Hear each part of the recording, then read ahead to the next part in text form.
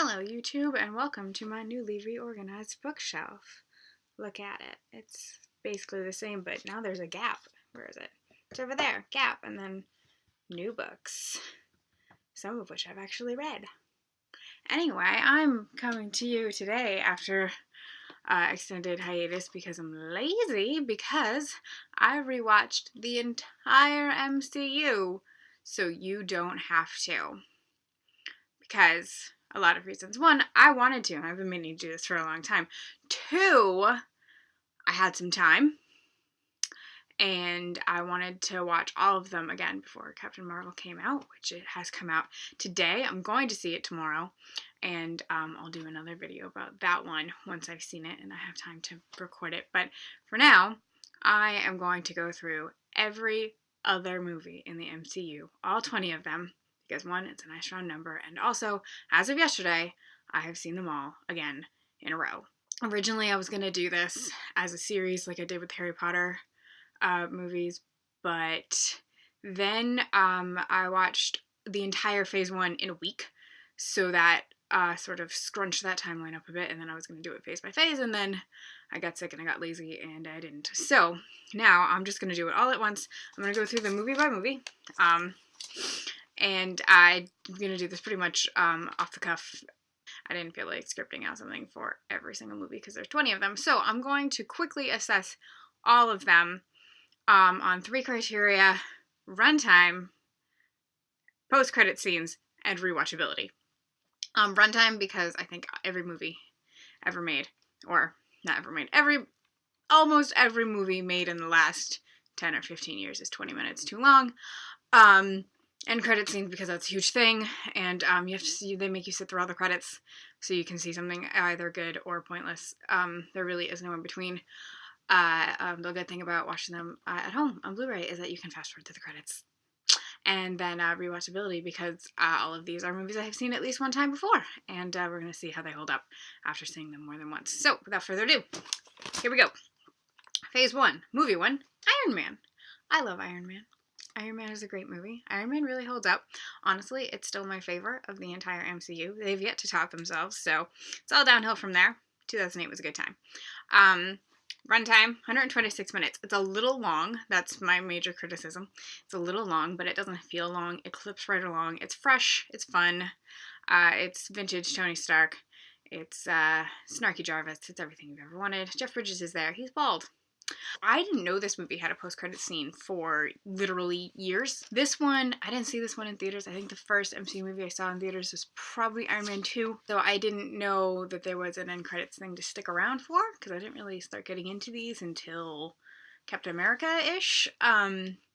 So, I mean, it's not a major thing. It's Nick Fury shows up in Iron Man's house and it's like, Avengers Initiative.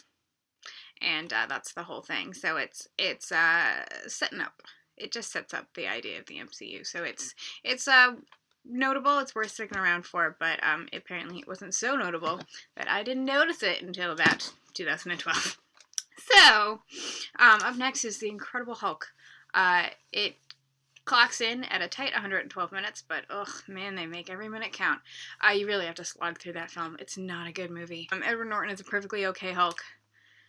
It's hard. It's not an easy movie to come back to. Honestly, it's.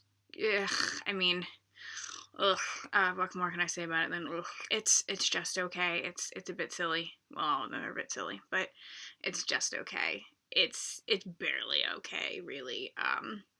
You're hard pressed to care about any character in that film, and you really have to make yourself watch it, as I did. Though its redeeming feature is that the post-credit scene is actually before the credits, when Iron Man ambushes, accosts, confronts, speaks to General Ross in a bar, and reminds us, hey, this is part of the whole universe. That's really the only thing that ties it to the whole universe. So, anyway, not a great outing. Honestly, I think of all of them, it is the worst. It is 20 out of 20, the worst. Well, they got it out of the way in their second outing, so we can only go uphill from here. Iron Man 2, much better movie than I remember it being. It is Again, a little bit long, 125 minutes. There's a fair amount of air in that movie that could have been cut right out. I mean, it's fun. You can totally watch it again. You just sort of have to ignore the fact that Rhodey is played by a different black guy. But, you know, they think they all look the same. So, recast. Just kidding. It was a contract dispute, I'm sure. But, you know, Don Cheadle is also a good actor. I like Sam Rockwell a lot. And he's an entertaining Justin Hammer. So, serviceable outing. You can totally rewatch it. It's not a chore to rewatch this one. It is pre-annoying Gwyneth Paltrow. Well, annoying in these franchises. I don't know when she became, like, officially annoying. I don't pay attention to her. Up next is Thor. A responsible 114 minutes, less than 2 hours. Well done, Kenneth Branagh. I actually really like this movie. I've always really liked this movie. When it first came out, everyone said that it sucked. I believe that they were wrong. It's sort of like Shakespearean in its scope with the whole family drama. It gave us Tom Hiddleston, so you're welcome, world.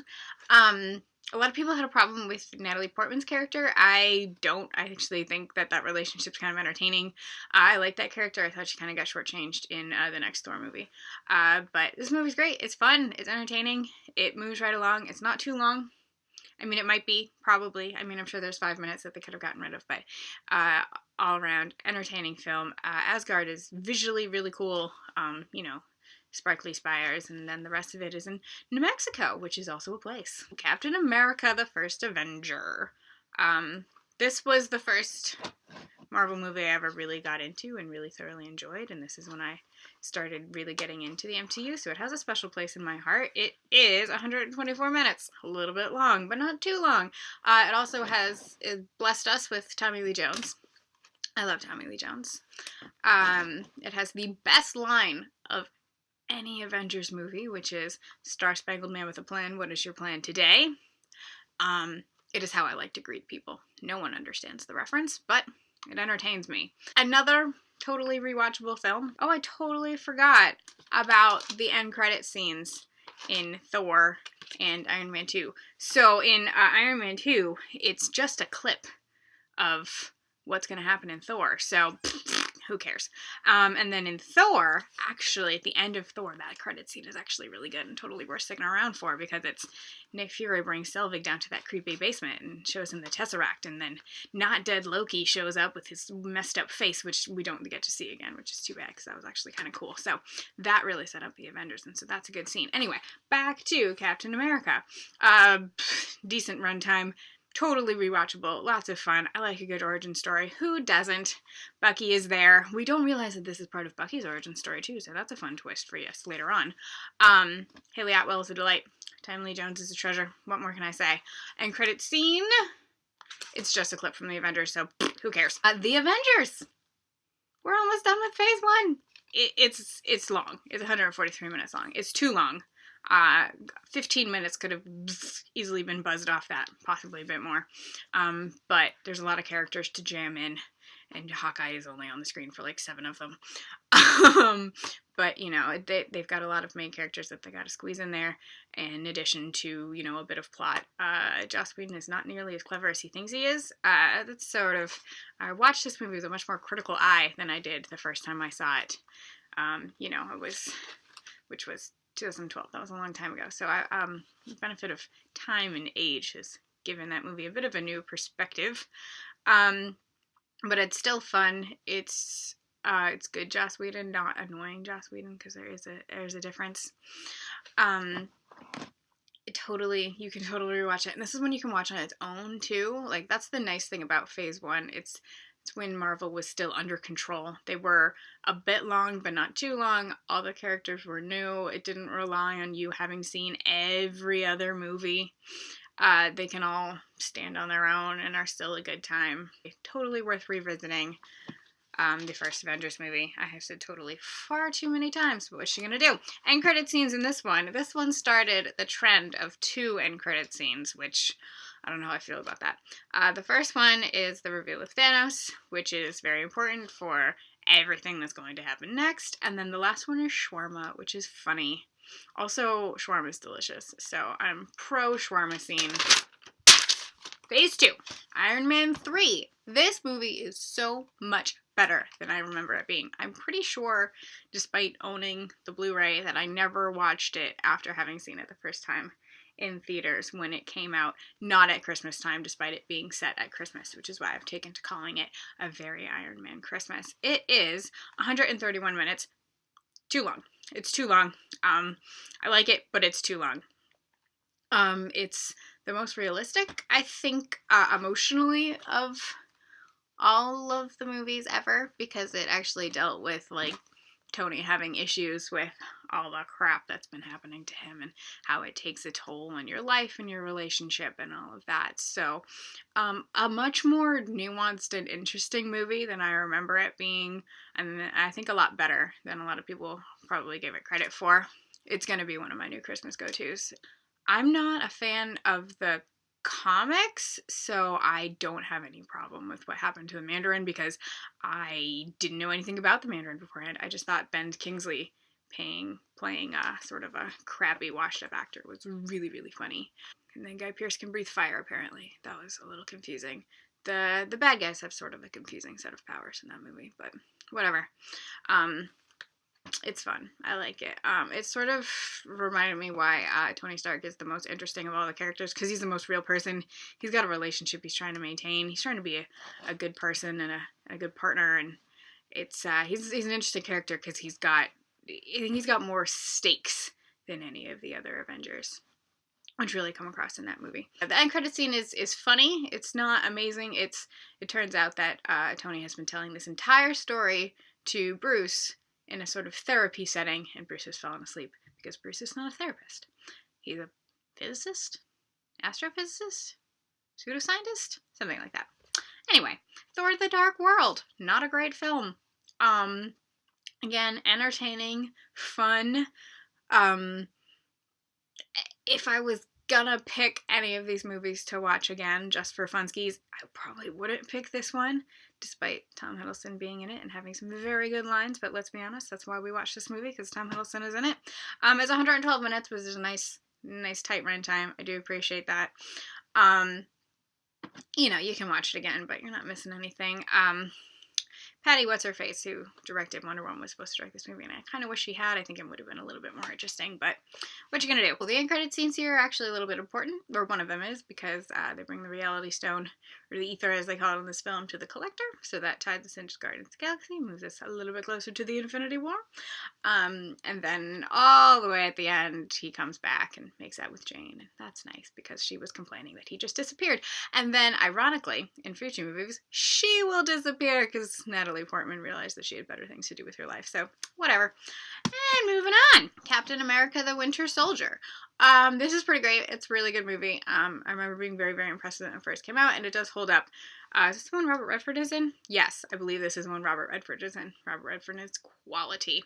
Because it's Robert Redford. It is a little bit long, 136 minutes.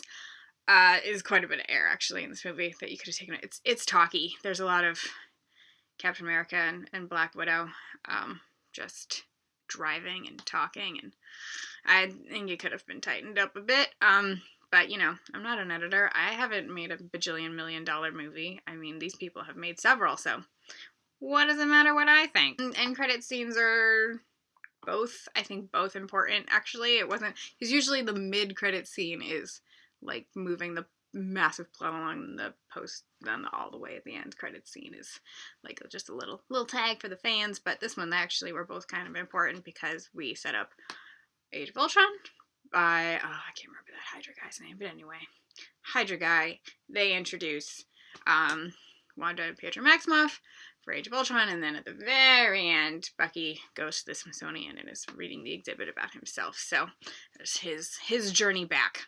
And next up is Guardians of the Galaxy, which surprised everyone because no one knew what it was, and then it turned out to be awesome.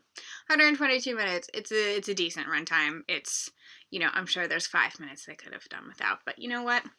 It was probably a fun 5 minutes. It cemented in my mind Bradley Cooper as the unsung hero of Hollywood. He's great, and no one appreciates him. Anyway, that's just a little side note for me. Bradley Cooper's great, and we all should appreciate him more. Again, totally rewatchable. So much fun. Awesome soundtrack. entertaining characters, not a whole lot of plot, but that's really not why you're here. You're here for the explosions and the music, let's be honest.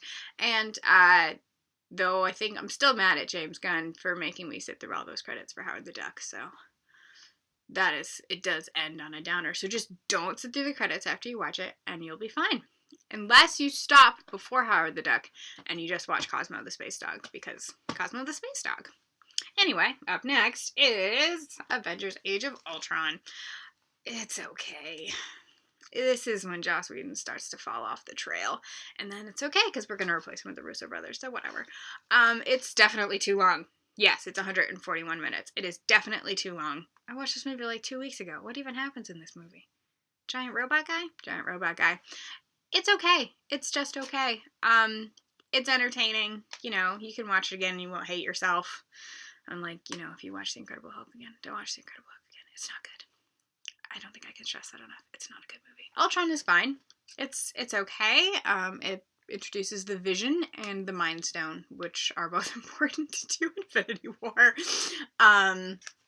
It's gearing up for Infinity War. Frankly, after, like, Iron Man 3, we're just gearing up for Infinity War. There's some sort of, like, culpability issues with whether, you know, Tony is responsible for Ultron, or if that's sort of like an accident of the Mind Stone that got away from him, or whatever, that they didn't explore a whole lot. But honestly, there was so much movie already, they probably didn't want to bog you down with the, you know, ethical philosophy. Honestly, this one really just sets up Civil War, because we're fighting about a couple different things in Civil War.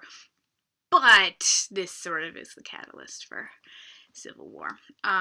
So that's why it exists, and it's fun to watch it again, but it's not one you can watch out of context of the other films, which I think is a downfall. Phase 2 and forward, you kind of have to, like, know the context to enjoy the movies. The end credits scene, well, it's a mid-credits scene, which I appreciate, is important, but confusing, I found, because it's Thanos puts his gauntlet on and says, fine, I'll do it myself, as if Ultron was there to do some of it, but that had nothing to do with anything so far as I could tell. So I was a little confused about why Thanos was, like, fed up with it at that particular point, but we got to plot to advance, so what you gonna do? And then that opens up some confusing timeline issues for when the dwarf star forge thing that we see in Infinity War actually shut down, because apparently if that's the real gauntlet, Thanos made the dwarves make that for him and then shut their operation down at that point, which, I don't know when this movie came out, 2015, so we've still got 3 years of movie. 2 years? A lot of years of movies until that actually happens. So the timeline in these movies is very confusing, and Kevin Feige won't give us a straight answer, so we have to guess these things. And then the last movie in Phase 2 is Ant-Man, which is frankly a delight. Another surprise delight, like Guardians, I think. Peyton Reed did a good job sort of putting it together after Edgar Wright had to leave. It's fun. Paul Rudd is great. It's a great movie. It is under 2 hours, 117, so that's solid. It moves right along. There's a giant Thomas the Tank Engine at the end, which is very, very funny. Good plot, fun characters. Good clip, just a good film. Credit scenes on that one, we see the Wasp suit, which sets us up for the next Ant-Man movie, not like the entire franchise, which is nice. And then the totally end credit scene is just a clip from Civil War of Captain America and Falcon having Bucky in that weird warehouse hangar garage place, which Ant-Man is sort of connected to, but not quite. Anyway, plot's gotta advance. Phase 3, Captain America Civil War. It's too long. It's 147 minutes long. It's so long. It's good, but it's frustrating to watch again, because the first time you watch it, you're caught up in the fight, and there was all this Team Cap, Team Iron Man hashtag gear up marketing stuff.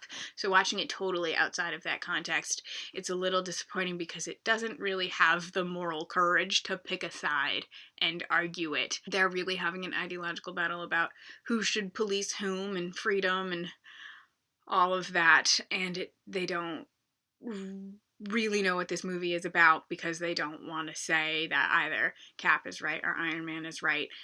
And then like 3/4 or 4/5 very far into it, it becomes about them fighting over the fact that apparently Captain America knew that Bucky killed Tony's parents. I don't know. That's not clear because we don't see the video. I mean, it's pretty obvious that he did. But I'm not sure if we, the audience, know that because they keep showing us that surveillance footage, and then we keep finding more about what the Winter Soldiers actually did. Well, then Iron Man seems to claim that Captain America knew that Bucky killed his parents, and I don't know if that's true or if he just knew or if he guessed and he didn't say something, and so then it becomes a fight over, I thought I was your friend, and it's just it sort of loses track of what it was about. So that movie I think would have been a lot tighter and a lot more coherent if they had just decided like what they were going to say and then said it. But I think because they didn't want to pick a side, they didn't know what they couldn't decide what it was about. So it just sort of is all over the map. But it's still fun. It's still exciting. Things explode. Ant-Man is there. We get to meet Spider-Man. So it's still pretty good. Credit scenes are they're both good. They're both good. That's nice. You get to actually see Wakanda because Captain America takes Bucky there because T'Challa has a cryo chamber or something. I don't know. Wakanda's a confusing place. And then Spider-Man gets to play with his new toys, which is a lot of fun. And up next is the movie I didn't know I wanted until I saw it, Doctor Strange. It has a very responsible runtime of 115 minutes, and apparently, frankly, after all of the sort of mired in the MCU plot, having something that stands on its own is so refreshing at that point in the lineup. Cumberbatch is a good actor. He does not have a good American accent, but it's okay. We forgive him because he's got a magic cape sidekick. Tilda Swinton is at her Tilda Swintoniest because she's just a weirdo and we love her for it. So it's a fun movie. It's like they said, hey, remember Inception? What if it was entertaining? And then they made a movie about it. There's two credit scenes in this one. One is just the magic beer refilling thing from Thor Ragnarok. And then the actual end credits one is Mordo, the Black Wizard, goes and takes Jonathan Pangborn. I actually remembered his name. I'm proud of myself. They take his magic away and he doesn't get to walk anymore. So I think that one's setting up whatever Doctor Strange 2 is going to be. I really hope we get to see that because that'll be an interesting ideological fight, I think, of, too many wizards in the world and what they're supposed to use their magic for. And he wasn't bothering anybody, and anyway, so I'm excited. Hopefully we'll get to see that but we gotta slug through the end game before we can get there. Okay, moving on. Guardians Volume 2. It's good, it's fun, it's too long. 137. Too long. That one you can really feel that it doesn't move fast enough. So that's what, rewatching that one, it's fun, but it's a little tedious because you can feel the pacing is off. It needs to move a little bit faster. I don't know. Some people really liked that there was credits scenes all throughout the credits. I mean, it's kind of entertaining in the theater, but whatever. And then the people dancing in the margins of the credits, which was also fun. Anyway, we'll go through those. Kraglin playing with the new fin and the arrow that he got from Yondu. It's kind of funny because he stabs Drax and then disappears. It's kind of funny. And then there's the little Ravager meetup, which Sylvester Stallone is there, and I think that robot head is Miley Cyrus, I heard. I don't know if that's true. I couldn't be bothered to Google that. And then Teenage Groot is very funny, which, I mean, yeah, because we had little baby Groot, and now we have angsty Teenage Groot, and that's entertaining. Setting up the next Guardians movie where that golden lady built a man called Adam, because I'm not sure what she plans to do with him. I'm a little unsettled by that, but hopefully we get to see that, because apparently the Guardians 3 script does exist, despite we've ostracized James Gunn, etc., politics. Anyway, and then Stan Lee bores the Watchers with his stories, which is funny. And apparently Stan Lee is just the same character throughout all these movies, which is, I don't know. I like it. It's fun. I miss Stan Lee. Happier times. Spider-Man Homecoming. 133 minutes, a little bit too long, but it's fun. It's, they finally were like, you know what, it's fine. Everyone knows how Spider-Man became Spider-Man. We can just gloss over that. We've already met him once. Let's just throw him right into a little adventure. And Michael Keaton is here. I love Michael Keaton. It's pretty fun. They're twisting some of the traditional characters, like MJ is that girl who was in that movie with Zac Efron and Hugh Jackman. She's only got one name. I can't remember her name. Is it Zendaya? Something like that. She's cool. Actually, I like that sort of, like, who cares, high schooler vibe. I like that relationship is going to be a little different than the classic Peter Parker Mary Jane thing that we've been seeing, unless, of course, she's not actually Mary Jane and there's a different Mary Jane, but whatever. It's fun. It's a good movie. It's not great, but it stands pretty much on its own, which makes it fun to watch by itself. Iron Man Dad, or Iron Dad as I like to call him, is there. He's not mad. He's just disappointed. It's got technically one end credit scene, but kind of two, depending on how you think about it. Anyway, so the Vulture, Michael Keaton's character, does not let anyone in prison know that he knows who Spider-Man is, which is good because, he's not all bad. He did murder some people, but he's not going to let some guys murder a teenager with superpowers, so that's nice of him. And then, all the way at the end, it's just Captain America doing a PSA about patience, which was very funny because sometimes it doesn't pay off and it's not worth it. And then, I didn't know this, but we found it in the DVD extras. There's just a bunch of Captain America school PSAs, and they're very, very funny. So go watch them if you haven't found them, like me, and you didn't notice them for like a year and a half, but they're very, very funny. The one everyone was waiting for, Thor Ragnarok, or as I like to call it, Are You Ready to Thor Ragnarok? It's a great movie. It is 130 minutes long, but it doesn't feel like that, so I can forgive it.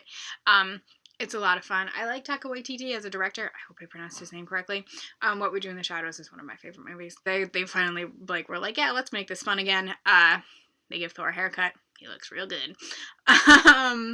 It's a good time. It's just ridiculous. They just went for it. Cate Blanchett is a very good villain. Someone actually stayed dead in this movie. So Odin is officially dead. So that's nice that we finally killed someone off and they're going to stay dead. That's not fair. Yondu's dead forever, too. That movie holds up to repeat viewing. Absolutely. I love it. I would watch that once a week until I die. Nah, I'd probably get bored of it by then. Once a month until I die. It's a great film. It's a lot of fun.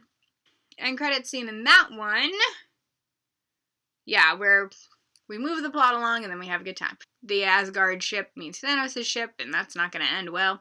And then the Grandmaster lands back on his planet, and yay, revolution, good job, everyone. It's one of those things where everyone was like, Thor, such a new thing. They didn't deviate that much. They just made it funny. Up next is Black Panther. It's 134 minutes. It's way too long. Unpopular opinion, I don't really like watching this movie again. It's actually I found it incredibly boring watching it again for the second or third time through. It really slogs along. T'Challa is just not an interesting character because he has almost no flaws, so there's not a lot of arc for him. Yeah, you really needed that hand motion. There's just not a lot of places for his character to go because he doesn't really have a lot of character flaws. I found it such a chore to watch that movie again. I know it's important because he's the Black Panther and, representation and all that, and, great. Let's make movies about all kinds of people, but let's make them good. It's such a chore to watch that movie. This is coming from a person who likes all the Marvel movies. I like all these movies. I enjoy them all, at least the first time when I see them in the theaters. I'm a fan of the MCU, but this movie is a chore to watch again. I know I've said the word chore 17 million times, but that's just the best word I can think of to describe this. Let's hope Black Panther 2 is a more exciting outing for all of us. End credit scene there. The first one, whatever, T'Challa goes to the UN and is like, yeah, Wakanda's a thing now. Hooray. Who cares? And then Bucky is one-armed Shepherd Jesus, so that's exciting. That's just gearing up for Infinity War, because, hey, Bucky's back, and he's not crazy anymore. Avengers Infinity War! Infinity is definitely the right word. It's 149 minutes long. It's 2.5 hours. To be fair, though, it doesn't feel like 2.5 hours. It moves right along. It's also totally abandoned the idea that you might be able to watch these movies without the context of the other movies, because there's hardly any, like, let's briefly recap for the people who may not have seen every single one of these. They're just like, if you came to see this, you've seen every single one of these. So, whatever. So, in the context of having watched all of the other ones, it's totally rewatchable. I had a great time. But I feel like if I hadn't refreshed myself recently about everything that had happened, I might have been like, wait, who? Why? Why do I care about you? I don't care about you. I like Josh Brolin as an actor, so being enormous and purple, he's a good villain there. It's a 2.5 hour setup for Endgame, though. That's kind of, it's like the first part of Deathly Hallows. It's just there to set us up for the second half, because we know none of those people are really dead, because, well, Spider-Man's getting another movie. And they're not going to kill off Captain America and Thor and Iron Man permanently. They might phase them out because they're expensive to keep making those movies and keep paying those guys, but I don't think they're going to kill them. None of those people are really dead. None of those deaths are permanent. We all knew that going in. I don't understand why everyone was like, oh my gosh, this movie crushed my soul. Everyone's alive. Everyone's still alive. Everyone's coming back to life. I don't know what we're worried about. And then the end credits scene there is set up for Captain Marvel, because Nick and Kobe Smulders, Maria Hill, that's her name, they get snapped. Nick Fury manages to push the Captain Marvel SOS button. Hooray. Actually, that was funny in the theaters, because Captain Marvel is the only character who I've read a handful of comic books, so I know sort of the character and what's happening, and I'm actually really pumped for that movie. I remember watching that movie in the theater, or watching that scene in the theater, and the little Captain Marvel symbol shows up on his little device, and a bunch of people went, huh? Because they didn't know what that was. So, I don't know what they thought was going to happen there. And then finally, Ant-Man and the Wasp. A responsible 118 minutes long, under 2 hours. I appreciate you, Peyton Reed. Similar to the first one in tone, they knew what worked. The Luis telling a story thing was a little tired the second time, but they managed to make it work in the context of the truth serum thing, which was very funny. They know how to play up their supporting characters in those movies, which is, I really appreciate. I like how Bobby Cannavale's character went from hostile to overly affectionate very quickly in this series. I want a supercut of every time they say quantum in that movie, because, I mean, they pointed out. They just put quantum in front of everything, and then they don't have to explain how things work, because it's quantum. End credits there. All the Pims got snapped. Statistically, 3 out of 3 Pims get snapped. But again, there's no peril there, because we've all seen the trailer for Endgame. Yes, for Endgame, where Scott shows up at the Avengers facilities and is not stuck in the quantum realm forever. So, who knows how he'll get out of there? Will they explain it? Probably not. It's not necessary. And then if you watch all the way to the end, there's an ant playing the drums, which is pretty funny. And then the Ant-Man and the Wasp will return? ? Of course they will. So that's every single MCU movie briefly recapped. And hopefully now you know, if you decide to do this, you know which ones you will enjoy and which ones will be a pain. And I would like to know if anyone agrees with me about Black Panther actually being kind of boring. Because I know I'm not allowed to say that, but actually I thought it was kind of boring. At least the second time around. But, and again, kind of like Ant-Man and Quantum, they were just like, vibranium is magic, so whatever. But that's every single one. I will be back after I see Captain Marvel. I almost said Captain America. After I see Captain Marvel. I think it'll be fun, but not great, like most of these movies. So, until then, if you made it all the way here, thank you. I appreciate you. There are probably things here to click if you want to see more of my face, if you haven't had enough of me. Okay, thanks, bye.